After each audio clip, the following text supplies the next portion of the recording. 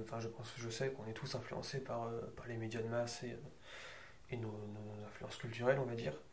Et c'est super important de choisir les bonnes influences. Alors, on les choisit pas réellement, en réalité, c'est notre habitus qui fait qu'on se dirige vers ça et qui se dirige vers nous.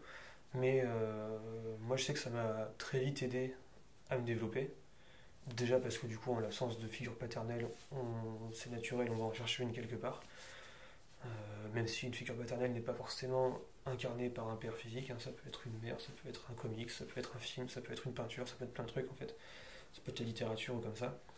Et je sais que très vite, je me suis rendu compte de l'importance d'avoir ces figures-là. Genre vraiment très jeune, je devais avoir dans les 12 ans, un truc du genre.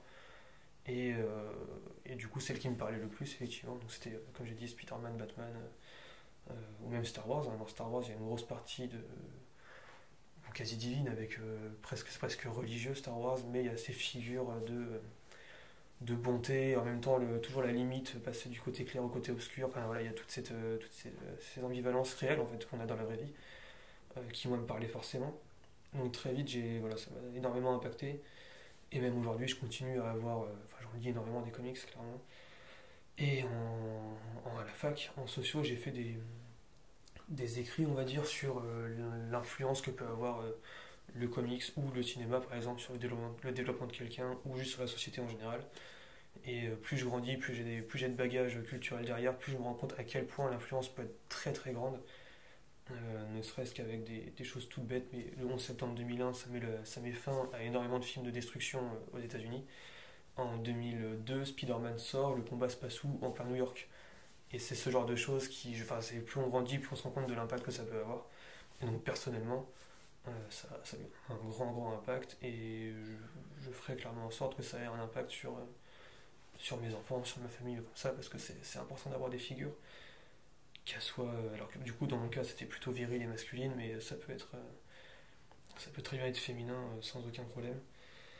Vraiment sans aucun problème. Genre, par exemple, j'ai toujours adoré Catwoman pour son côté très délicat ou autre, voilà, le côté un peu fourbe qu'elle peut avoir, qui est très important, je pense, aussi dans la vie. Parfois, il faut savoir être fourbe si on veut réussir à se faire entendre.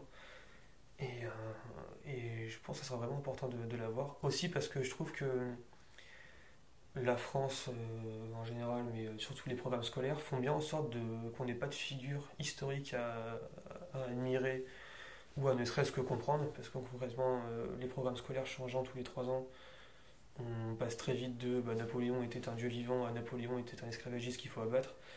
Du coup, quand on est gamin, pour se construire des repères, c'est quand même compliqué. Et ça va sur plein de choses, quoi. Quand on nous explique que la révolution c'était bien, puis après on nous dit que la révolution c'était pas si bien que ça, puis après quand on est à la fac on nous dit ouais bon c'est compliqué. Et ça peut être sur plein de sujets, quoi. Ça se retrouve même en dehors de l'histoire en fait, même dans le cours d'art plastique, qui sont très peu utiles tellement ils sont mal enseignés pour la plupart en France. Puis, arriver en cours d'art plastique et nous faire dessiner un bonhomme, ça n'a pas grand intérêt concrètement. Alors que si on faisait de l'histoire de l'art par exemple, en art plastique, ce serait déjà beaucoup plus intéressant. Et on pourrait avoir déjà des facilités à s'identifier à des auteurs, à des peintres, à des films comme ça. Et je pense que ce serait méga important. Bon, on l'a pas en France, du moins on l'a plus, parce que peut-être qu'on l'a eu, ou peut-être que certaines écoles l'ont parce qu'ils ont les moyens comme ça. Moi en tout cas je l'ai pas eu, quand je discute avec des gens ils l'ont pas eu non plus, donc je pense qu'en général on l'a pas.